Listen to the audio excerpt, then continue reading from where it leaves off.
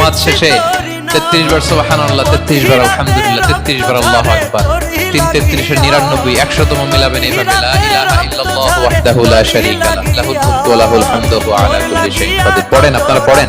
বিষ্ণু বলেন নামাজের পরে যদি 33 বার সুবহানাল্লাহ, 33 বার আলহামদুলিল্লাহ, 33 বার আল্লাহু আকবার, এরপরে 100তম বার লা ইলাহা কেউ পড়ে,